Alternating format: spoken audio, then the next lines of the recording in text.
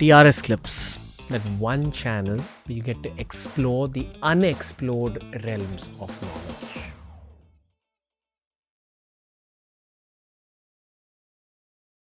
Plus, I feel कि research capabilities because of AI are going to increase a lot. जितना हम input देंगे उतना ही वो आउटपुट देगा। तो अगर आपने उसको उतना फीड कर रखा है तो उतना ही इन्फॉर्मेशन देगा। But yes, now it has started lying. Lying. अपने आप से सूक्त बनाता है, मंत्र बनाता है, फिर मैं उसको क्रॉस चेक करती हूँ तो वो वहाँ पे मिलता नहीं है ऋग्वेद में। So can't rely fully for research. Rely तो नहीं, इट इज़ डेंजरस देन। ये पता है, जो रोगन एक कौन सा के बारे में रेगुलरली बात करते हैं, वो कहते हैं कि ये यंगर ड्रायर्स इम्पैक्ट थ्योरी जैसे चीज़ें जब होती है संसार में, तो ह्यूमन पॉपुलेशन ऑब्वियसली मिनिमाइज हो जाती है उन फेजेस के लिए. Human population is heavily reduced, maybe to under 10% perhaps. उसके साथ साथ टेक्नोलॉजी प्रोग्रेस ये सब चले जाता है, फ्लड्स की वजह से, वॉल्केनोज की वजह मेमोरीज में हाँ सब मतलब. चले जाते हैं। सो कुड इट बी कि जो हमारे एंसेस्टर्स रहे हैं उन्होंने भी टेक्नोलॉजिकल एडवांसमेंट्स करे थे? हाँ, हो सकता है, could they have also done their own version of AI which got destroyed?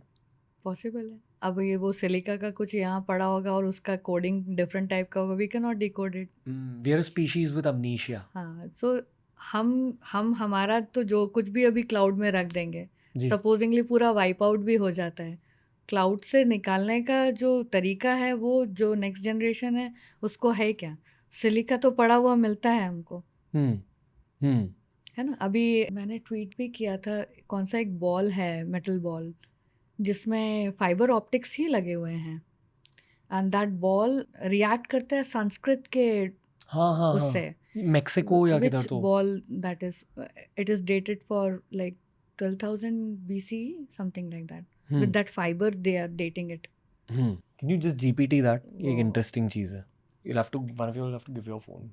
Hi, I'm on the TRS podcast. Recently, there was a ancient metal ball that was discovered, and it seems to be reacting to Sanskrit shlokas in Hindi.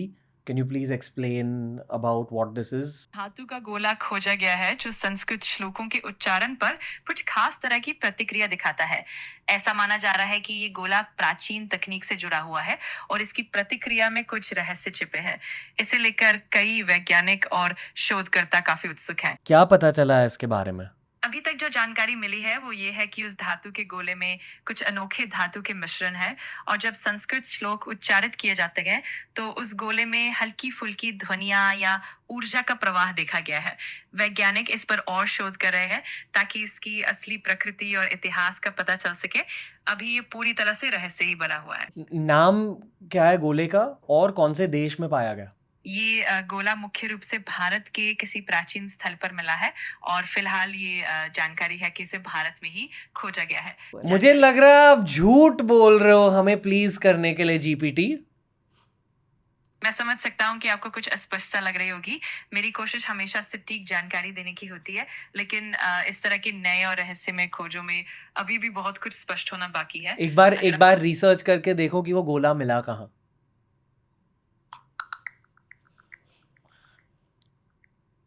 बूगा sphere नामक ये रहस्यमयी धातु का गोला Buga sphere. मार्च 2025 में Colombia की बूगा शहर में मिला था।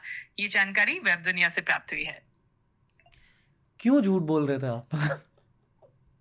मुझे खेद है अगर आपको ऐसा महसूस हुआ। मेरी कोशिश हमेशा सही और भरोसेमंद जानकारी देने की होती है। अगर आपको किसी भी तरह की गलतफहमी हुई हो तो मैं उसे ठीक करने की पूरी कोशिश करूंगा। Just diplomatic answers, not worth exploring that. Colombia में मिला. कोलंबिया में बूगा स्फीयर बोल रहे हैं उसको, एंड उसमें जो फाइबर्स हैं उसके हिसाब से रेटिंग हुई है। उसमें शायद एल्यूमिनियम भी एक कंटेंट है और अब याद आ रहा है थोड़ा सा। तो एल्यूमिनियम कंटेंट होने की वजह से उस समय एल्यूमिनियम मिल जाए तो पॉसिबल नहीं था कि उसको कैसे एक्सट्रैक्ट करे होंगे और कैसे उसको दूसरे मेटल के साथ में मिक्स करके उसको बनाया होगा। सो टेक्नोलॉजी आके चली भी जाती है और हम उसको फिर नहीं, हो सकता है कि उस स्फीयर में बहुत सारी इंफॉर्मेशन हो, बट हम कैसे डिकोड करेंगे क्योंकि हमको पता ही नहीं कि उसको एनकोड कैसे किया गया। Thank you for consuming this clip दोस्तों। अगर ऐसे ही और क्लिप्स एक्सप्लोर करने हैं तो इस चैनल के प्लेलिस्ट्स को ज़रूर एक्सप्लोर करना।